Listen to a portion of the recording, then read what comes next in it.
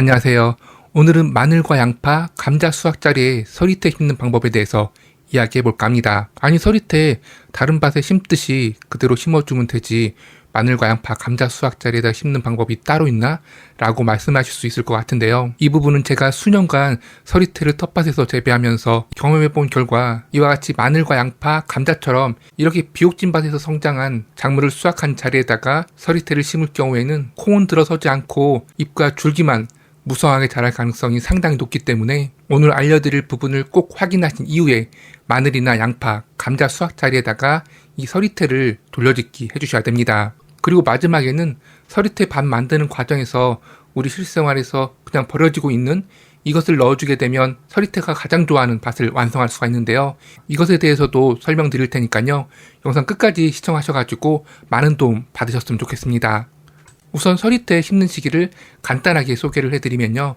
서리태는 5월부터 6월 사이 언제든 씨앗으로 파종해도 상관이 없으시고 모종 심어 재배할 경우라면 5월 말부터 7월 초까지 심어주시면 되거든요. 그렇지만 보통 중부지역 기준으로 했을 때에는 5월 달에 씨앗 파종하기보다는 이렇게 6월 달에 씨앗 파종하는 경우가 정말 많으신데요. 그 이유라면 이른 봄에 심었던 텃밭 작물들을 보통 6월 달에 많이 수확 진행하거든요. 그렇기 때문에 텃밭 빈 공간이 많다 보니까 이 시기에 서리태를 많이 심어 재배하십니다. 그리고 그 중에서도 마늘과 양파, 감자가 가장 대표적인 수확 작물이다 보니까 오늘 주제가 이렇게 잡힌 것 같은데요. 그런데 서리태 밭을 만드는 과정에서 주의할 점이 있는데 서리태는 고구마와 마찬가지로 아주 척박한 곳에서 재배하는 대표적인 텃밭 작물이거든요. 그렇기 때문에 이렇게 마늘과 양파, 감자 수확 자리에다가 서리태를 돌려짓기 할 경우에는 밭을 만드는 과정에서 절대 퇴비나 다른 비료를 추가하지 않고 그대로 밥 만들기를 완성해 주셔야 되고요.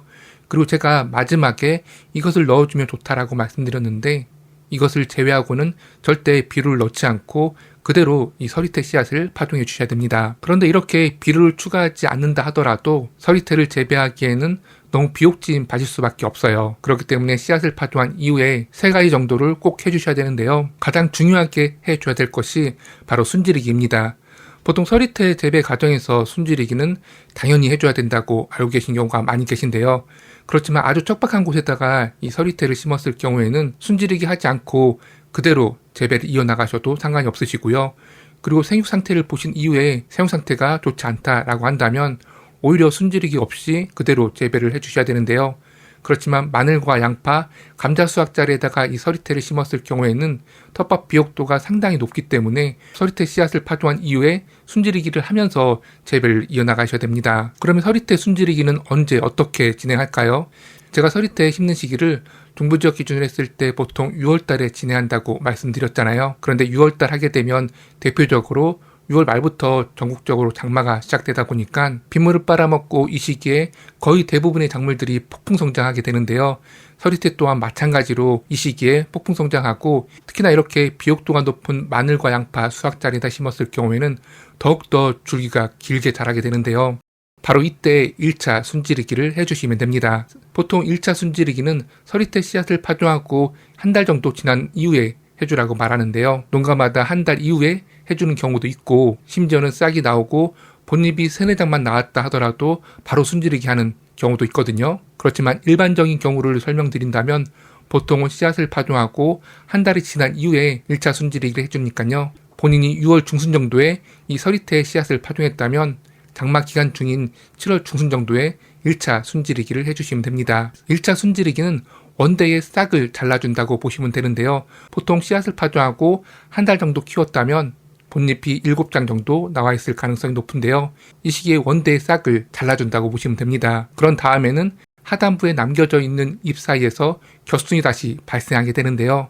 이 겹까지도 한 달 정도 키워가지고 2차 순지리기를 해주시면 되는데요. 1차 순지리기를 7월 중순 정도 해줬다면 보통 8월 중순 정도에 2차 순지리기를 해준다고 생각하시면 됩니다. 텃밭 면적이 넓은 경우라면 예초기를 이용해서 순지리기를 하는 경우도 많이 있지만 작은 텃밭 기준으로 했을 때에는 이와 같은 방법을 선택하기보다는 가위를 이용해서 줄기의 끝단을 잘라주시면 됩니다. 지금 설명드린 서리태 순지리기가 이처럼 마늘과 양파, 감자처럼 비옥진 밭에서 재배한 작물을 수확한 자리에다가 서리태를 심었을 경우 가장 중요하게 해줘야 될 부분이고요. 다음으로 해줘야 될 것은 끈두르기와 북주기입니다. 보통 이와 같이 비옥진 밭에다 심었을 경우에는 어김없이 주기가 웃자라게 되는데요. 그리고 서리태 씨앗을 파종하고 장마가 시작되기 때문에 이 시기에 웃자란 서리태 줄기가 도복되는 경우가 많이 있기 때문에 장마가 시작되기 전부터 지지대를 설치한 다음에 본잎이 5-6장 정도 나왔을 때 일자 끈두르기를 해주시는 것이 좋습니다. 이렇게 끈두르기와 함께 서리태가 도복되는 것을 막는 또 하나의 방법이 있죠. 바로 북주기를 해주는 것인데요. 북주기라고 한다면 서리태 줄기 하단부, 그러니까 뿌리 근처에다가 흙을 돋아주는 것인데요. 이와 같이 하단부를 흙으로 덮어주게 되면 웃자란 서리태가 도복되는 것을 막아줄 수가 있습니다. 이렇게 조금 비옥진 밭에다가 서리태를 심었을 경우에 서리태 씨앗을 파종하고 해줘야 될 3가지를 설명드렸는데요. 첫 번째로는 순지르기를 1차에서 2차까지 해주셔야 되고요.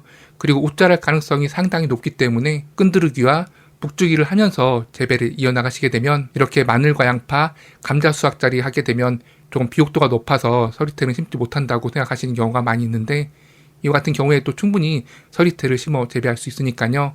혹시라도 마늘, 양파, 감자 수확자리가 남아있는데 서리태를 심어도 되나? 라는 고민을 가지고 계셨다면 이와 같은 방법을 이용해서 서리태 씨앗을 파종하고 재배를 이어나가시면 됩니다.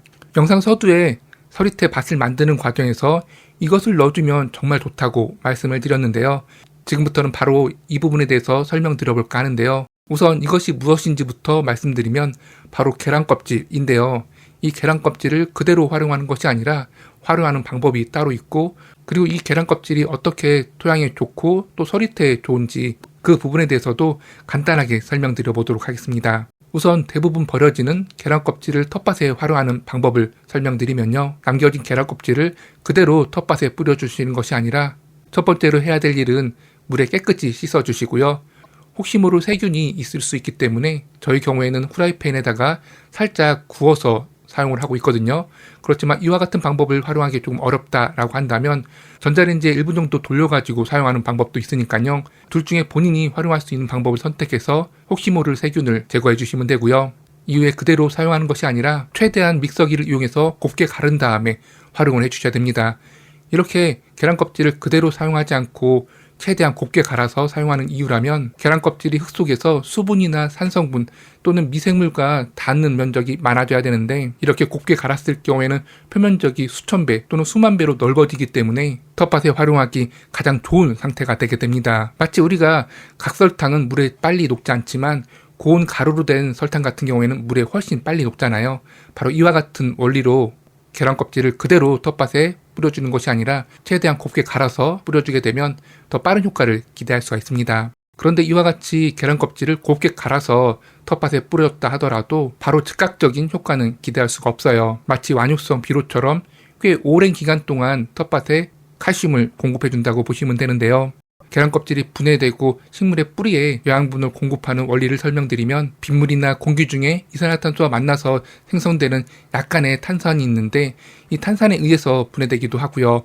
그리고 흙 속의 탭이나 낙엽 등의 유기물 미생물에 의해 분해되면서 나오는 다양한 산에 의해서도 이 계란 껍질이 분해되고 식물에 공급되게 되는데요. 그리고 이뿐만 아니라 식물의 뿌리 자체에서도 영양분을 잘 흡수하기 위해서 주변에 약간의 산을 발생하게 되는데 이와 같은 원리로 텃밭에 뿌려진 계란 껍질이 식물한테 공급된다고 보시면 됩니다. 사실 계란 껍질은 서리태 밥 만드는 과정에서만 좋은 것이 아니라 대부분의 텃밭 작물을 심을 때 넣어주시게 되면 부족할 수 있는 칼슘을 보충해 줄 수 있는 것은 물론이고 토양을 개량하는 효과를 기대할 수 있기 때문에 다양하게 활용해 주시면 좋고요.